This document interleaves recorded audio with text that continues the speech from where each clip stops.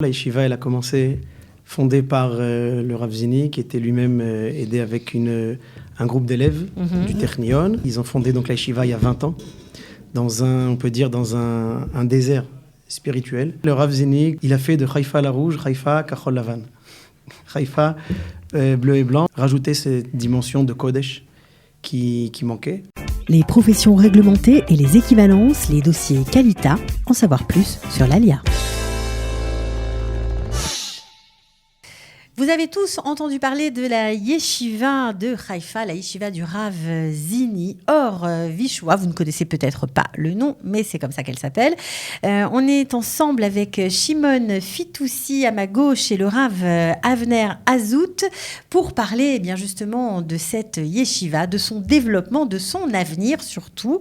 Alors si vous ne les connaissez pas, je vais vous les présenter. Shimon Fitoussi, d'abord bonjour. Bonjour. Vous êtes, on va dire, le monsieur finance de la yeshiva, voilà, c'est vous qui essayez de ramener des fonds et de faire en sorte que tout ça fonctionne. Vous le faites en plus de votre travail, c'est tout à votre honneur parce que vous êtes directeur d'une boîte qui fabrique des produits de construction, mais en plus de ça, vous tenez à aider, donner de votre temps pour cette belle mitzvah, bravo. Et Rav Avner Azout, alors vous êtes directeur du programme Massa Yeshiva. Voilà, on est très content de vous avoir. Merci. Et c'est l'occasion de raconter un petit peu comment cette yeshiva qui a été créée déjà il y a de nombreuses années a évolué. Alors, je vous donne la parole, Rav, parce que c'est pas simplement une yeshiva Tesder. Pour les jeunes, il y a beaucoup de choses qu'on oublie. C'est juste. Donc, en quelques mots, la yeshiva, elle a commencé fondée par le Rav Zini, qui était lui-même aidé avec un groupe d'élèves du Technion. Et ils ont fondé donc la yeshiva il y a 20 ans, on peut dire dans un désert spirituel. D'accord, Haïfa, c'est pas seulement loin, mais d'accord, c'est la ville un petit peu où... Un peu laïque, un peu le symbole... C'est l'industrie, le port et le travail. Et puis le symbole aussi de la coexistence. Voilà. Donc voilà, c'est ça, Haïfa la rouge. Exact. Et le Rav Zini, comme a dit d'ailleurs d'une manière très juste un journaliste, il a fait de Haïfa la rouge, Haïfa Kachol Lavan. Haïfa bleu et blanc, justement pour... avec tout ce côté industriel et de la haute technologie qui est à Haïfa, rajouter cette dimension de Kodesh qui manquait. Et c'est comme ça donc la yeshiva, ce projet, né il y a exactement 20 ans. Alors aujourd'hui, on connaît surtout la yeshiva par un petit bout de ses activités qui est la yeshiva Tesder. Combien de jeunes participent à ces programmes-là ? Donc nous avons aujourd'hui 80 élèves qui arrivent après le bac. 2 tiers de la yeshiva est composé d'étudiants israéliens et 1 tiers de la yeshiva est composé d'étudiants français, francophones qui viennent de France. Et le but de la yeshiva, c'est de justement combiner les études de la Torah et le service militaire dans des unités combattantes sur une période de 5 ans. Alors, ça, c'est ce qu'on connaît très bien de vous, mais ce qu'on sait moins, c'est qu'il y a une grande activité communautaire. C'est juste, il y a quelques 500 familles autour de la yeshiva qui fréquentent les différents minyanim, si c'est le Shabbat bien entendu, pendant la semaine, plus de 150 enfants qui étudient dans les jardins d'enfants. C'est-à-dire qu'il y a des ganim reconnus par le ministère de l'Éducation ? Exactement, il y a 4 classes actuellement, de l'âge de 2 ans jusqu'à l'âge de 5 ans, en fait, la classe qui précède ce qu'on appelle Kita Aleph, le CP. Et il y a en fait une demande qui est énorme, qui existe. C'est-à-dire que c'est 150 enfants parce que c'est trop petit, quoi, c'est ça ? Voilà, parce qu'on ne peut pas en prendre plus, malheureusement. Mais si on pouvait, à mon avis, on pourrait facilement arriver à 200, voire 250.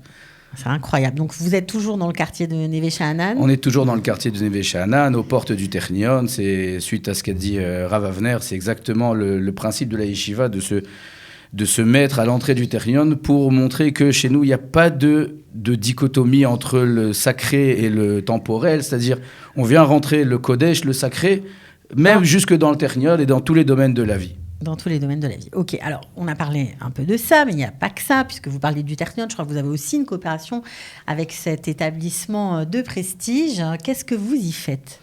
Alors au Technion, en fait, le Rav Zini était lui-même grand rabbin du Technion jusqu'en 2013. Et donc il s'occupait, étant donné qu'il était sur place, il s'occupait lui-même de façon naturelle des étudiants, surtout francophones, enfin tous les étudiants, mais particulièrement les francophones. On va dire une petite... Le langage était évidemment commun, donc c'était plus facile.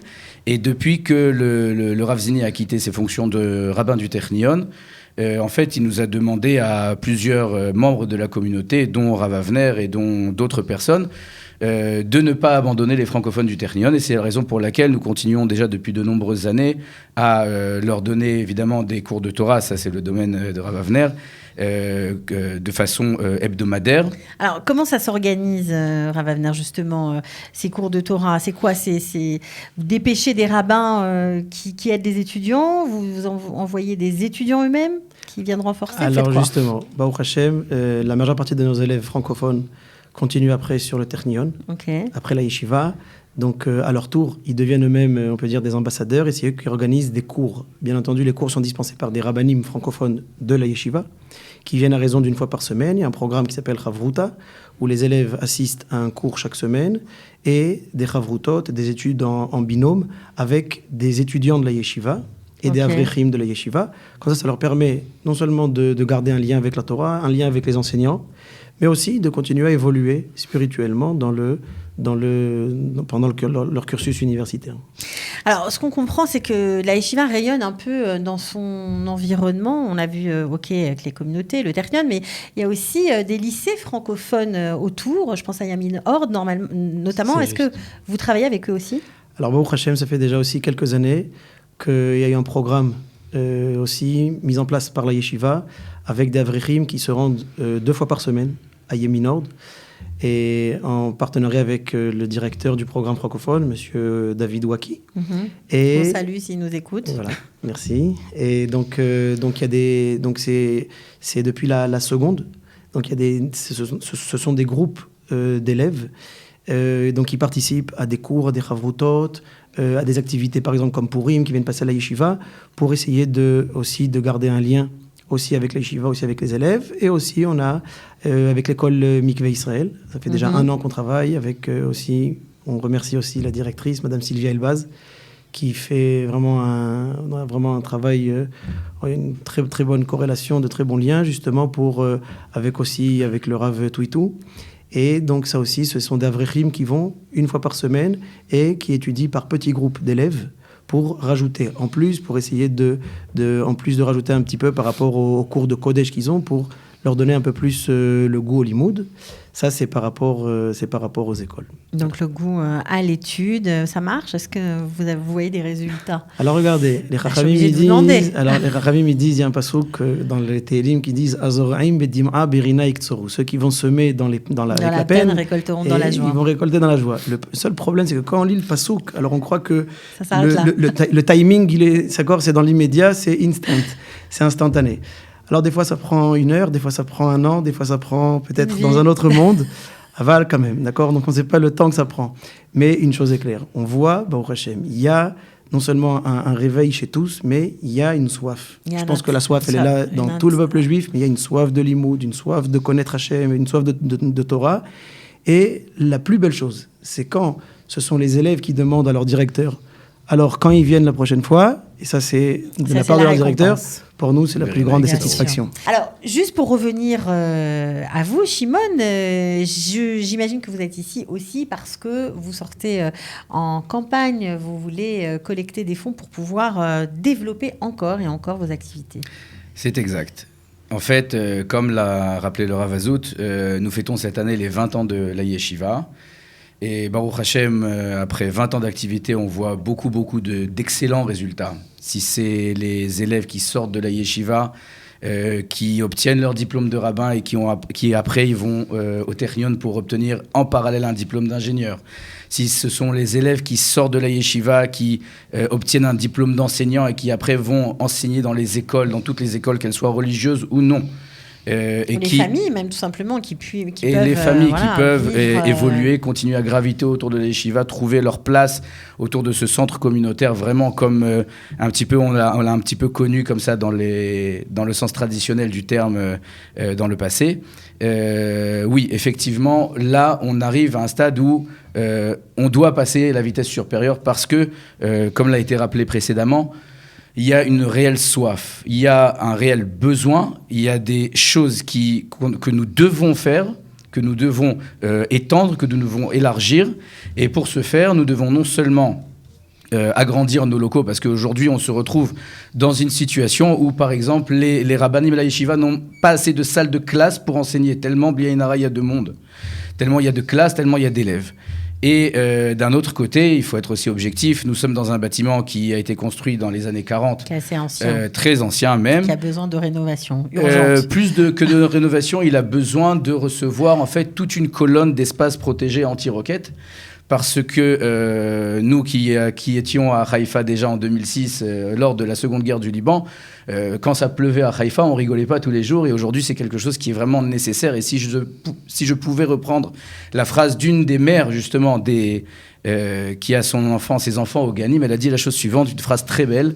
Elle a dit « Les Ganim de la Yeshiva, c'est un espace protégé spirituel pour nos enfants. Maintenant, il faut aussi leur construire un espace protégé matériel. » Donc c'est une des raisons pour laquelle vous partez aussi, enfin vous sortez aussi en campagne. Exactement. Je crois que c'est toute cette semaine. Donc il y a un lien, on va le donner, je vais le donner, charidi.com/cmp/ORVEYSHU. Voilà, j'espère que je l'ai bien dit. Il y a la possibilité d'obtenir, j'imagine, un reçu, un CERFA, comme on dit, ou un CIF 46 en Israël. Tout à fait, il y a deux possibilités. Il y a une possibilité de faire des dons par le biais d'Israël et de recevoir un reçu donc déductible d'impôts correspondant aux exigences israéliennes, et également de faire ça par le biais de la France avec une association en bonne et due forme qui délivre évidemment des reçus CERFA comme il est de coutume également en France, déductibles d'impôts, etc., etc. Donc on va mettre le lien pour la France, c'est le même avec un F à la fin, donc c'est assez facile. Donc un projet qui touche aussi, vous qui enseignez, ça vous fait plaisir de savoir que bientôt vous allez avoir un bâtiment tout neuf? Vous espérez en tout cas? C'est un espoir, mais c'est une réalité. Oui, bien sûr. Imen kemach en Torah, imen Torah en kemach. D'accord, donc il y a toujours cette corrélation entre le matériel et le spirituel. C'est non seulement ce qu'on prône aussi dans notre manière d'étudier, de vivre la Torah, mais c'est aussi un véritable besoin. Et on demande à tous ceux qui veulent être choutafim et associés à ce grand projet de construire le Kodesh avec une base forte de matériel. Ok, bon, alors on espère vraiment que les gens vont être au rendez-vous, les dons vont être au rendez-vous. Combien de dons vous espérez? Les projets s'élèvent à combien Écoutez, pour la construction de ce dont on a parlé précédemment, on parle à peu près de 4,5 millions de shekels. C'est une somme qui effraie a priori, mais on parle quand même d'une extension du bâtiment de presque 400 mètres carrés. Donc c'est quelque chose quand même qui a un certain rapport qualité-prix, on va dire ça comme ça, avec un petit sourire. C'est sur 4 étages. Évidemment, ça peut servir non seulement de refuge, entre guillemets, le moment voulu, mais évidemment, ça sert aussi au quotidien de salle de classe, et évidemment aussi, ça nous permettra d'ouvrir une nouvelle classe pour les Ganim, pour les enfants qui n'ont pas où aller malheureusement dans le quartier à Haïfa et qui meurent d'envie de pouvoir avoir cette classe qui les attend. Bon, j'espère que les gens seront au rendez-vous. En tout cas, merci d'être venu jusqu'à nous. Bonne chance pour la campagne. À très bientôt. Les professions réglementées et les équivalences, les dossiers Qualita, en savoir plus sur l'ALIA.